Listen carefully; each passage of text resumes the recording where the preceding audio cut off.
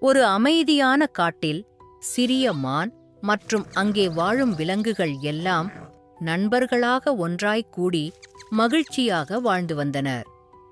ஒவ்வொரு நாளும் விலங்குகள் எல்லாம் அதிகாலையில் எழுந்து பழங்களையும் இலைகளையும் அவர்களின் உணவிற்காக சேகரித்தனர். ஆனால் அந்த சிறிய மான் எப்போதும் பின்தங்கியே இருக்கும். நான் மிகவும் சோர்வாக இருக்கிறேன் என்று சிறிய மான் சொல்கிறது. எப்படியும் அவர்கள் எனக்கு ஏதாவது கொண்டு வருவார்கள். மேலும் பெரும்பாலும் உணவை அன்பான நண்பர்கள் பகிர்ந்து கொண்டனர்.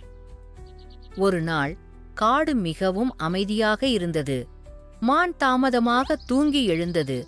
சுற்றிலும் பார்த்தது. அருகில் விலங்குகள் எதுவும் இல்லை. உணவுகளும் இல்லை, நண்பர்களும் இல்லை. மான் பசியோடு வெறும் வயிற்றில் இருந்தது. மான் காட்டில் மெதுவாக நடந்து சென்றது. பழங்களும் இல்லை, இலைகளும் இல்லை. சுற்றிலும் உணவுகள் எதுவும் இல்லை. திடீரென்று மான் மிகவும் வருத்தமாகியது. நான் மட்டும் உதவி செய்திருந்தால் நானும் மற்றவர்களைப் போலவே வேலை செய்திருப்பேன். அன்று மாலை மான் தனியாக அமர்ந்து ஆழமாக யோசித்தது. மறுநாள் காலையில் சூரியன் உதித்தது. மான் முதலில் எழுந்தது. அந்த மான் மகிழ்ச்சியாக பழங்களை பறிக்கவும் உணவுகளை சேகரிக்கவும் வேலை செய்யத் தொடங்கியது.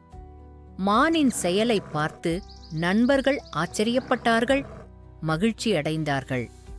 அன்று முதல் மான் சோர்வாக இல்லை.